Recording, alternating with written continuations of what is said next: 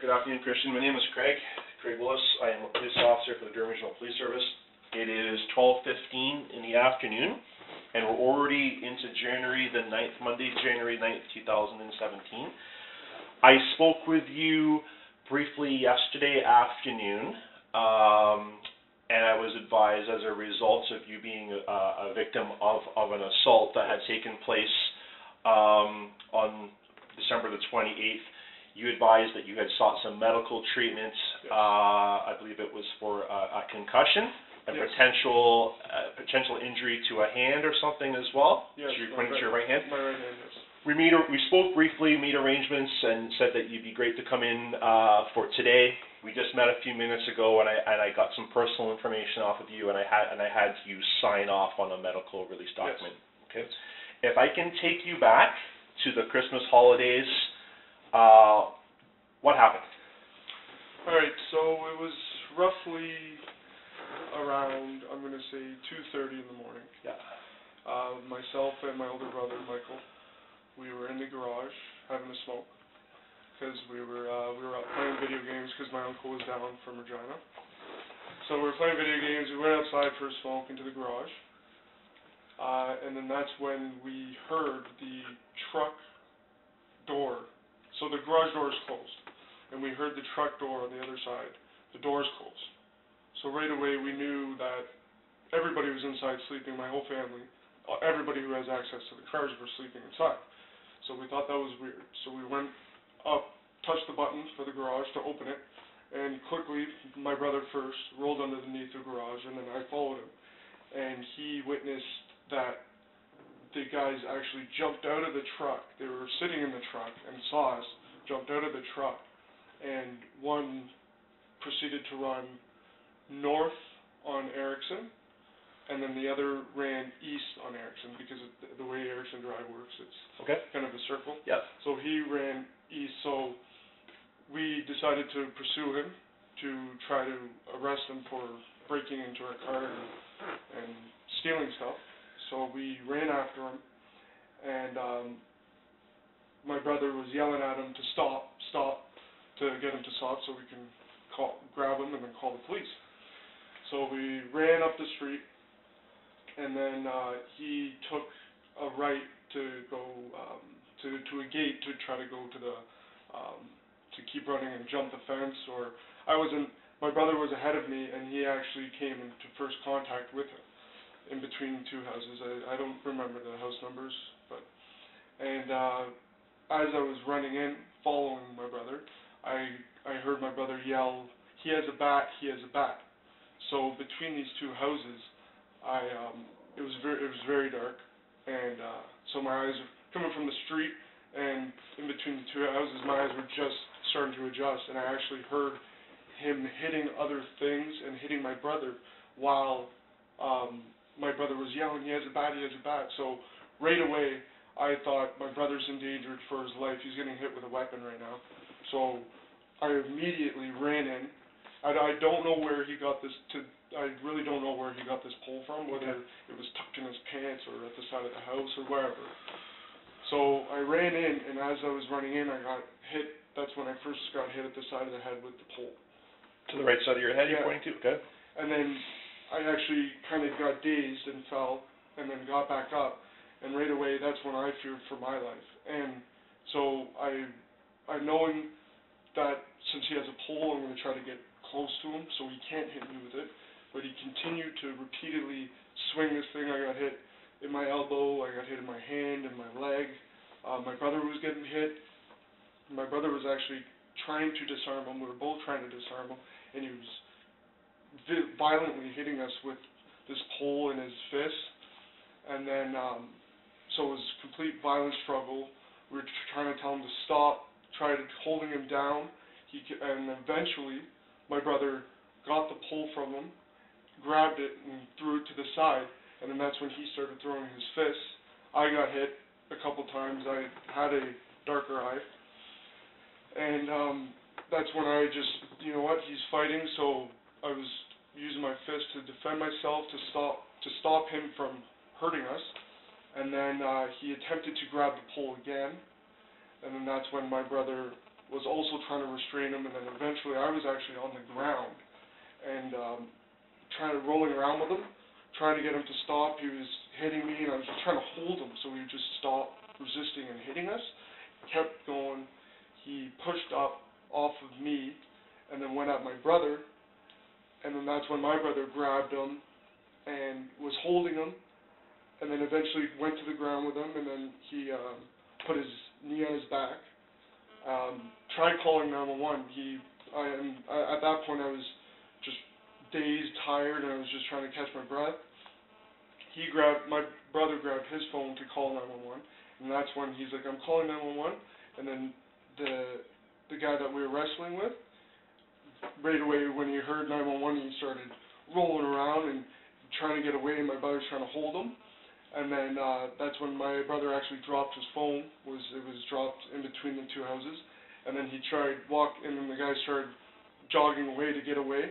That's when my brother grabbed him again, went to the ground with him, and just to hold him, to stop him from leaving or going anywhere.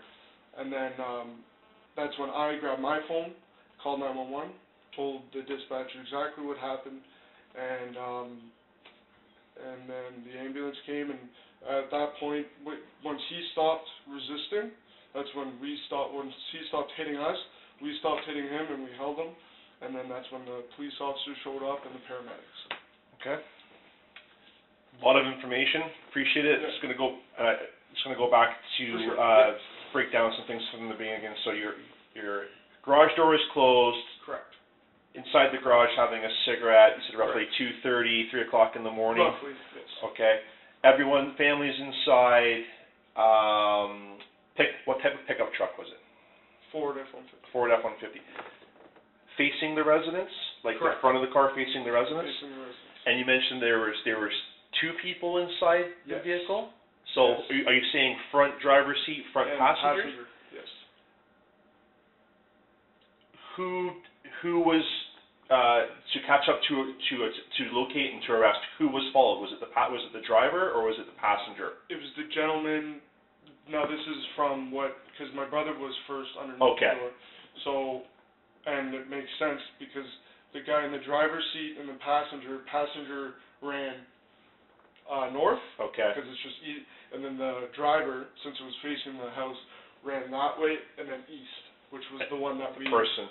Did you get a description of the person that you believe to be in the front passenger seat, what they looked like at all?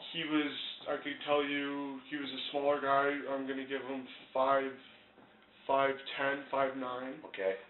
Gray hoodie, blue jeans, black male. I'm going to say roughly the same age, around 18, 19, 20. Okay. And as he was running away, he threw up his hood. Okay. And then ran that way, and I didn't run after him. I was with my brother. So he was gone. He was out of the picture. He had just ran off on foot, gone. I basically made a decision at the fork to either follow my brother or follow him, and I said, you know what, I'm going to follow my brother to just be safe, which I'm very happy I did because he ended up having a weapon and striking us with it. So who owns the pickup truck? My mother. It's my parents. Your parents' pickup truck. My parents' pickup truck. And as a result of, after all of this had subsided and calmed down a little bit, things missing from that pickup truck? Yes. All the change in the front seat was gone. My dad noticed that because they're the ones that drive it the most. And the glove department was open, but I'm assuming we had sunglasses in there. But I'm assuming that them closing the doors. They didn't have time. They didn't have enough time to get everything. Okay. So I asked my mom, "Do you remember what was in there?" And she said, "The transponder's still there, the 4/7 transponder, her glasses, everything else is there, but all the change was gone." Which, when he was actually searched, all of the change ended up coming out of the pockets. He had a bunch of change on him. Okay. Happens all the time. Do it myself. Vehicle potentially left unlocked, pickup truck in the driveway. Yes. Happens all the time. It's your property. I'm just curious. I want to make sure that nothing was pried into or the locks weren't picked or anything like that. Because I didn't have any photographs of the truck. I didn't see the truck. Yeah. Okay. So, okay. You mentioned your brother rolled out first, and Yes. you decided to make the decision for safety to be with your Definitely. brother. Did you ever lose sight of your brother? Like how when you're saying that he was ahead of you? Yes. If you had to approximate, Christian, how far are you saying? I was keeping up with him. I'm going to say 10, not even 10. Okay, so you never lost sight of him, like you No. never in terms of okay. You did. There. I know it's late at night. I'd imagine are there illumination? Are there some street lights? There are street Yeah, lights. but it's dark. All the Christmas lights going on. Okay. I could see them clearly running. Okay. It was when they went in between the houses. I could still see them. Yeah. And then that's when I was closing in on between the houses was when I started hearing that. And you heard he's got weapons some type of a bat or brother, a. he sounded very scared when I heard he has a bat, he has a weapon, and right away that sent a chill down. I got absolutely. very scared. I feared for my brother definitely because I heard it hitting. I heard the ding ding, and I was so I just ran in because. Do you think it was hitting vehicles or the house or you're talking in between two homes to go towards the backyard area, yes. in between it was the walkway the gate, to go? We're talking the space that we were in Yes. was almost the size of this room. Okay. So, and then when he said he has a bat, I focused in on him and I actually saw him swing this thing, and you could tell the difference from when the sound of it hitting a person and then hitting the bricks, or it was hitting just everything. And I heard it hitting my brother, definitely, and then running in, I got hit right over the head on it because he was just swinging it at us.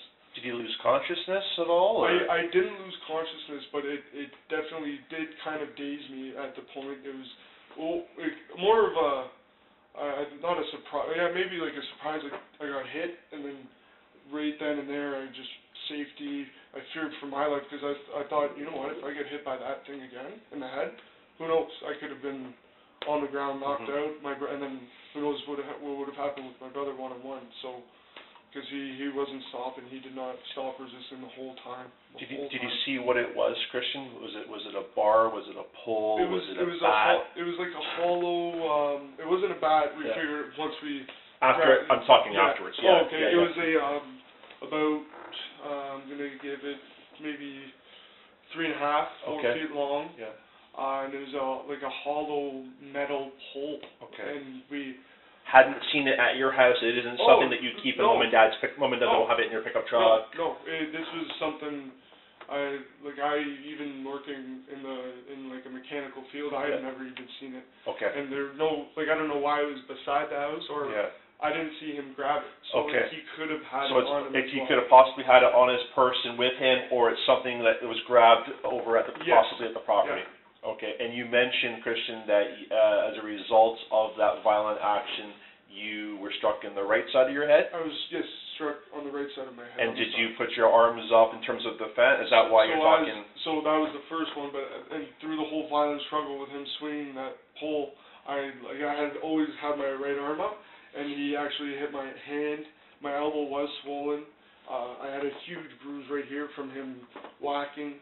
I was just basically my right side, because I guess that's more of because of my right being the stronger arm, just to block. Your right hand dominated. Yes. Yeah, so I was blocking the pole with my whole right side, and I was getting hit by it. So that's what my thumb has been very sore, actually, depending what I'm doing. I can move it, but depending what I'm doing, it's been very sore. Well, I noticed when we first came in, and like I said before, I got some personal information in medical, I noticed that your hand looks like it's a little bit sensitive here. Yeah, it's right there, and when I do certain movements with it, I could really, it gets like a jolt, and it's I can't really, I don't have the same movement as before, definitely not right now. So this entire time, Christian, this male was just completely assaultive. He was violent. He just was very engaged. At no point did he ever stop until the end when he stopped, and it was relieving because it was okay, now we're safe. He stopped, and we immediately stopped and just held him until the police came because of what he has done. Like, did he ever say anything to you? Did he say something to you? In between, there was no words exchanged other than my brother yelling, "He has a bat," and then at one point my brother asked me, "Christian, you okay?" Like a quick. Yeah. And we were trying, and he didn't say anything until the end. Yeah. He was like, I'm done at the end, and then that's when we're like, and when he was laying on the ground, I was like, thank God. Okay. So eventually he stopped, and then we were like, okay, and then that's when I was calling 911, and then the police came and the ambulance. You mentioned you wanted to close the proximity because of him swinging this weapon to pull towards yes. you, and you engaged and took some type of for safety physical restraints to potentially subdue the male. Do you recall in defense? Yes. Do you recall yes. striking the male in any parts of his body? Yes, in self-defense, okay. I was striking him with my. And where do you recall striking? I was hitting him in the head. Hitting him in the head. Yes. And that was just completely to stop him from attacking yourself? Yes, because the pole was hitting myself and my brother. Yep. And I thought, you know what, all I had were yep. my hands, and I was yep. just self-defense, and I feared for my life. Yeah. And you mentioned you're being right-hand dominant yes. as well. Do you recall, I know these things, Christian, happen so very, very quickly, and the adrenaline is going, yes. and you're fearing for your safety and everything. Do you recall how many times do you think you would have made contact with him to subdue him? Or no? I don't recall okay. how many times. It was. Okay. It was the amount of times. It was just until he was stopped hitting us with the pole, and yeah. that's when we stopped. Did he, you mentioned that he was, his assaultive behavior throughout, he never lost consciousness in your recollection? No. He never, anything no. like that? No, he was going in full violent. When we disarmed him, yeah. my brother threw the pole, yeah. grabbed the pole, threw it, and then he started swinging his hands at us. He was never stopped okay. hitting us. All right. Yeah. And you think that as a result of that, just when you said that he's done, was it just because he was at this point he's subdued down? Yes, or at that point my brother. You mentioned having a knee on his back, just kind of holding him for. My brother had his hands yeah. behind his back, yeah. so because he didn't know whether he would try to grab another weapon. Sure. Or use whatever he had yep. on him. Yep. And then had his knee between his shoulder blades. Yep. And his hands behind his back and just holding him. And he said he's done. And he said he's done, and yeah. my brother just held him. And your brother tried to make contact with the police first. It didn't go through in the struggle. And you were one of the call takers that did come through to yes. advise the dispatchers to come to your location as well. Anyone else during the struggle? I know that obviously you're focused in on the safety of yourself and your brother. Yes. Anyone else come outside that you observed? Homeowners from that house in between that you were there? During the time? Nothing? No, nothing. Okay. Nothing. All right. So afterwards, when the police were there, and everybody was there and everything was done, the one gentleman, if you're looking at the houses, the one on the left, he yeah. did come out. Yeah. And I'm pretty sure because of all the lights, yep. everything in front. Oh, of course, emergency services coming out. Yeah. Isn't it really something that you expect to happen shortly after the holiday season, right? So like everyone's kind of home for the holidays. Exactly. Yeah. So as a result of your injuries, yes. you went and sought treatments. Yes. And what did the medical staff say to you? The doctor, I explained what had yep. happened. I was just told her that I was hit with a pole multiple times, and she examined my head. She looked at my leg, made sure everything was good there. She looked at my elbow and said, she looked at everything and said, you know what, we should get X-rays done just to make sure, because the swelling on my elbow, and then got X-rays for my hand because she did notice the lack of movement yep. I had in my thumb yep. from blocking the pole. She took a look at my legs. My knee, mm-hmm. and so she said, and then I told her about my headaches that weren't going away from getting hit by the pole in the head, and she checked my eyes and everything and said I definitely have a concussion, and okay. she told me to go home, and after the x-rays to yep. go home, turn the lights off, just lay down and rest, okay. because this concussion is something that over time sure. to to go away, so I did just that, went home, laid down, turned the lights off, relaxed. It's very, very sore. Yeah.